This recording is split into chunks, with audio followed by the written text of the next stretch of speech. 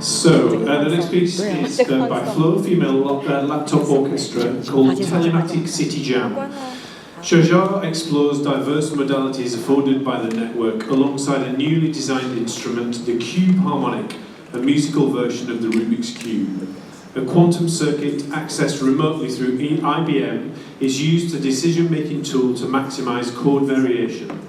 The resulting chords are played via a web-based 4D version of the CubeHarmonic, developed by Mannone Flow in collaboration with Takashi Yoshino at Tokyo University, and used in telematic improvisation alongside acoustic instruments, live electronics, environmental loops, synthesizers voice, and web audio instruments, such as Playsound.space.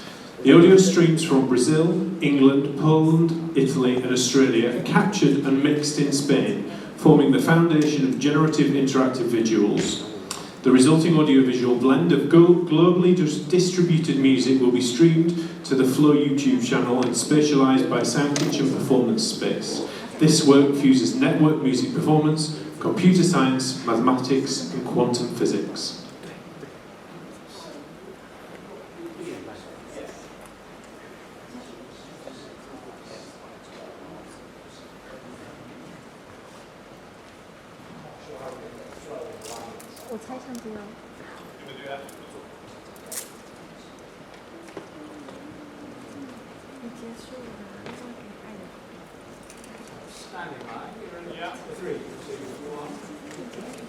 Stop Edgecliff, then King's Cross, Martin Place, Town Hall, Central, Redfern, Sydenham, Walleye Creek, Rockdale, then all stations to Hurstville, then all stations to Sullivan, and then all stations to Cronulla.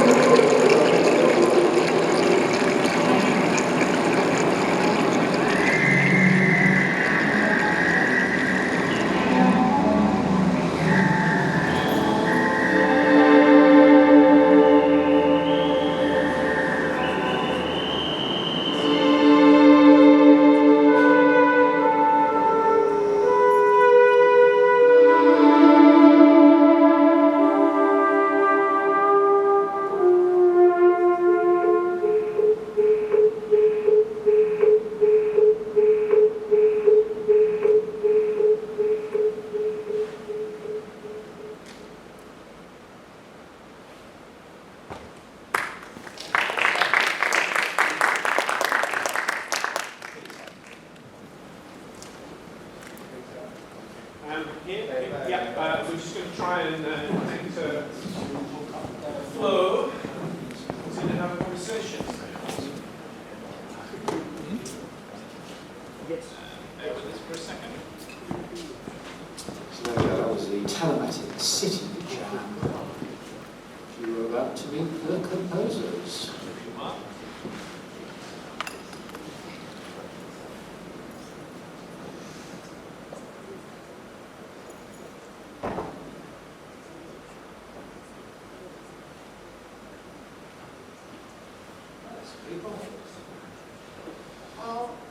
Hello, how are you doing? Hello. Hello? There we go. Very good. Can you hear us? Yeah. Yes, we can hear you. Yeah, we can hear you too. Good. You're looking very suave. Just enjoyed your piece. Oh, thank you. Congratulations. Thank you, thank you. Do you want to just tell us a little bit about it? Yes, we've actually got some slides to just so it's kind of easier for the audience to, wrap their head around what actually happened and how we actually went about doing this performance. But first of all, I just wanted to say hello to everybody at Sound Kitchen, and thank you very much for hosting us, and big thanks to, of course, to Peter and Robin, and huge thanks to Robin for actually doing all this magic, which I'm going to talk about in a second. But first of all, I'm Nela Brown. I'm joining you from London, and I have Ariane and Stolfi. Ariane, do you want to come online and just say hello? I think you're muted. Hello. I'm Where from Brazil. I'm Porto Seguro, Brazil. Thank you, Ariane. Vocals and percussion in the track. Super. Thank you so much. Magda? I don't know if Magda is visible, but yeah, hello from Warsaw. And so Magda was playing cello and electronics on the tracks. So next we have Sonia. Hi folks, yes, I'm in Melbourne. And Sonia was doing kind of all sorts of soundscapey stuff. And so we should also have Silvia somewhere, I just can't see her. I think they were waiting in the room to enter. Oh, they're waiting to enter in the room, so if you guys wouldn't mind letting them into the room, that would be great. Yeah, let them, and let Maria in the room as well. Do it best. Thank you so much. There's little manners, there are two people waiting at this time. Oh. Bear with us just for a minute.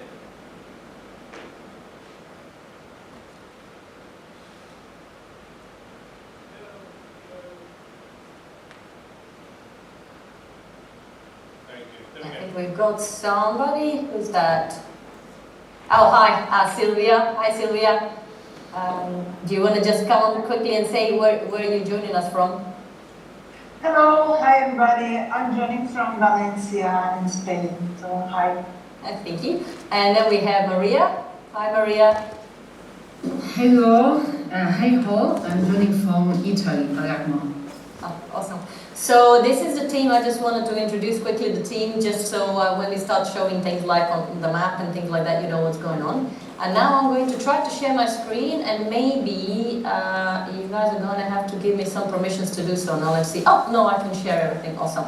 So let's just go from the top and see how I can show this slideshow for everybody to see. And then I'll just go, of course, to page number 1.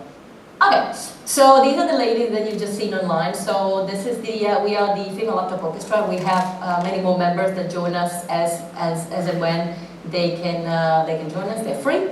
So for people who don't know quite anything about network music performance, I just wanted to sort of give you an intro so you just understand what Robin just played, because it might just seem like there are like stems, and if you just wanted to know how we assembled everything and how we arranged this composition. So network music performance is what Laptop Orchestra does, and it's this growing area of practice and research where musicians connect online, and they can, you know, perform, improvise, record, teach, and so on and so forth. So this kind of practice can be synchronous and asynchronous, and it can be any combination of the two, which we usually use. And also it can be set up in a way that we have kind of an audience on one side and the musicians on the other, or it can also involve some sort of engaging the audience in the performances, which we've also done before. So the framework before the pandemic, we kind of had this normal general thing when we would have co-located, organized playing, which means a few of us are in the concert space and you can see our faces and everything. And then people who couldn't join us and were traveling or living very far from the location would be streaming online. Of course, that became impossible during the pandemic, so we created this fully telematic framework. And then also during the pandemic, we started using more things like web audio API tools that Ariane has developed. And for this particular composition, we explored quantum computing tools, which is the area that Maria is going to be explaining about, since she's has most expertise in this. So the strategy for this particular ensemble is that, you know, we have to always bear in mind that, you know, these audio-visual performances require really fast network and all geographical locations. And sometimes it can happen that you just change your ISP, you travel somewhere, or like for some reason at the time of the performance or rehearsal your internet drops so much because everybody's using it in the area, and then you cannot connect to the to our platform for collaborative music making.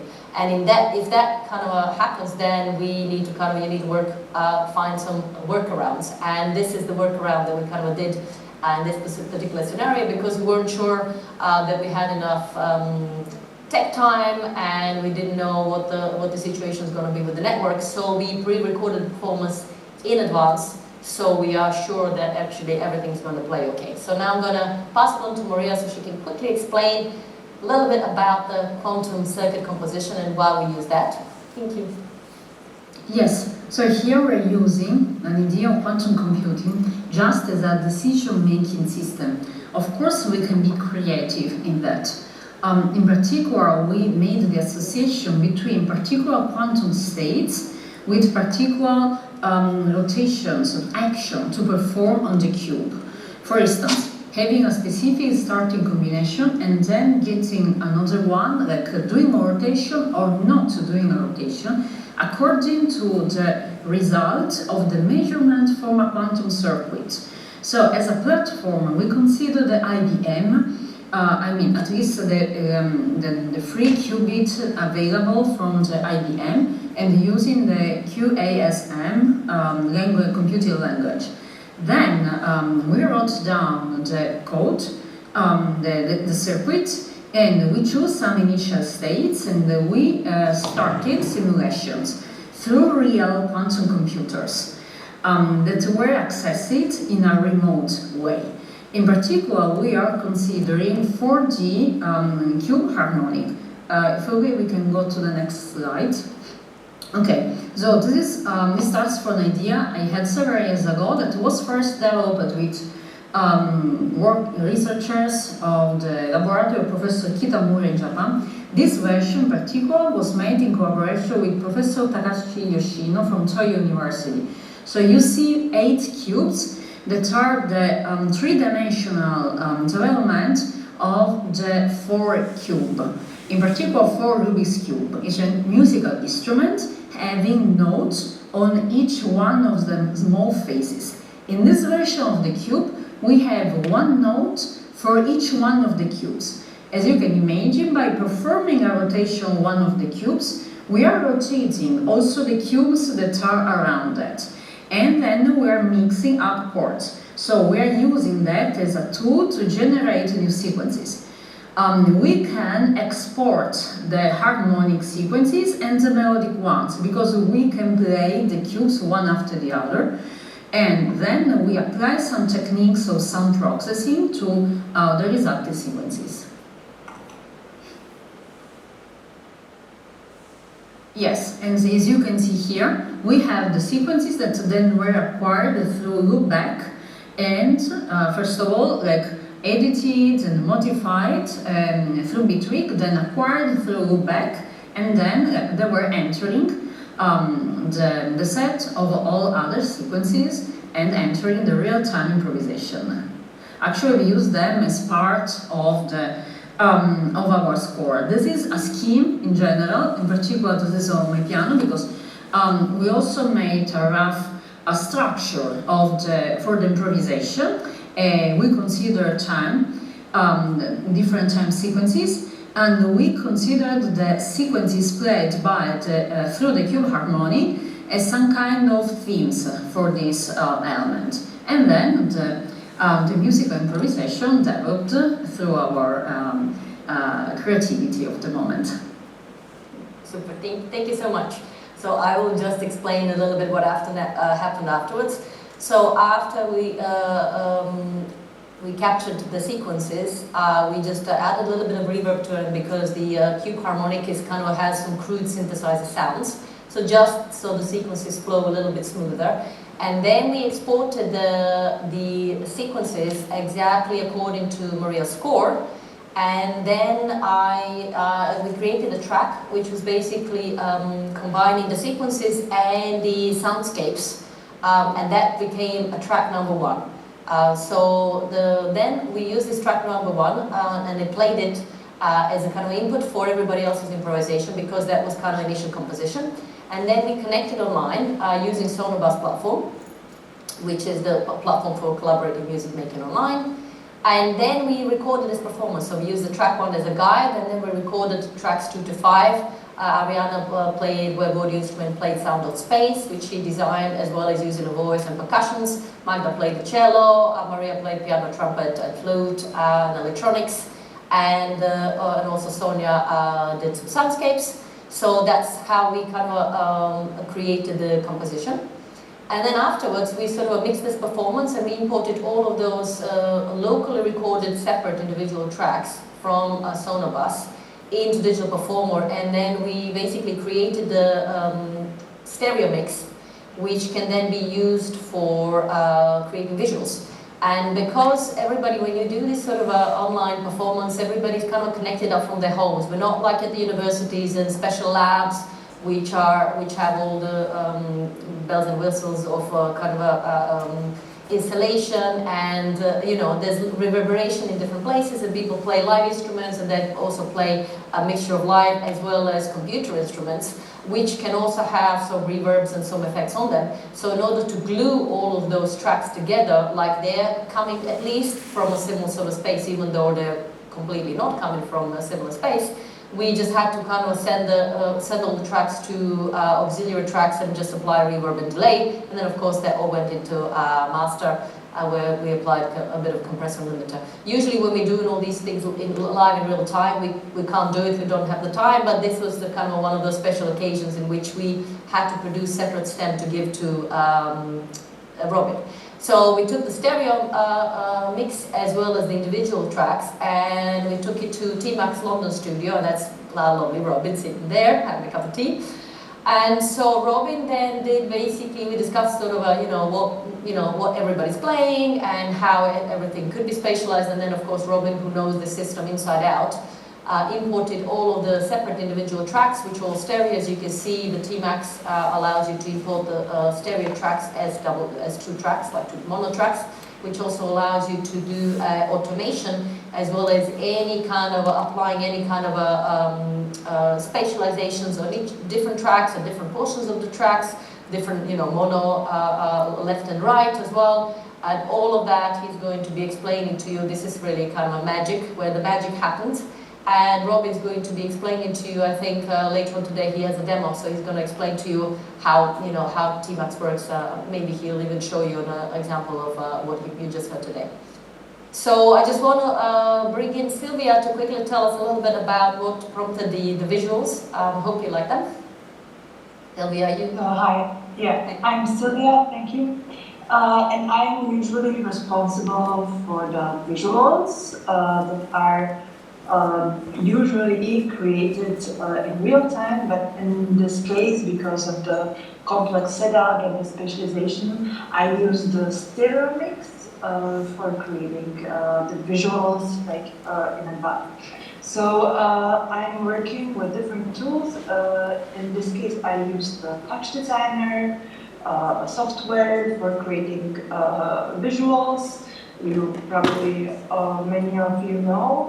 And the input for this visuals, for this case, were synthetic images of desert in different moments of the day. So there was one that was during like early morning or sunset, so it gave also like different color scales. And my process was to sort of decompose these images by using a workflow of image instancing, which basically takes the RGB values of the image and then puts them in a sort of a 3D dimension. And so, yeah, you probably, all of you saw it now, so I hope you could somehow get the idea, the feeling of this, like a desert ever changing and flowing. So, yeah, this is how I proceeded with the visual. Thank you so much, Silvia. Thank you. Let's just see what else we got here. Yes, so this is actually just in case you wondered how it all looked like geographically. So you can see actually that we're starting from Brazil and in different kind of time modes and time frames that we create performances in female laptop orchestra. And usually when we stream in online, this is exactly what will happen. We'll come around the world and hopefully we all be in sync, which we have managed to do most of the time so far. And before I pass you on to Robin and Peter for the next part, I just want to know that if you want to learn more about quantum computing and music, there is an international symposium on quantum computing and music happening in Palermo that Maria and her team are organizing. And the conference registration is free and it's happening like very soon. But if you're in Europe, this is like only a short flight from you guys. Once you come back from Sharjah, of course. And then, of course, if you want to learn more about TiMax, the best thing is to talk to Robin as he's there. He's going to do a demo. You can ask him all sorts of questions there and then. You can check their website, and if you are ever coming to London, this is what the TiMax space looks like in London. It's amazing. And you really kind of need to be there in order to experience it properly, to kind of like just see what the possibilities are for any of your future shows or anything that you're planning to do. So I think that will be all from us. Thank you so much, and thank you so much, Robin, for doing the magic. We wish we could all be there to basically hear how it all sounded. So thank you so much. We love you.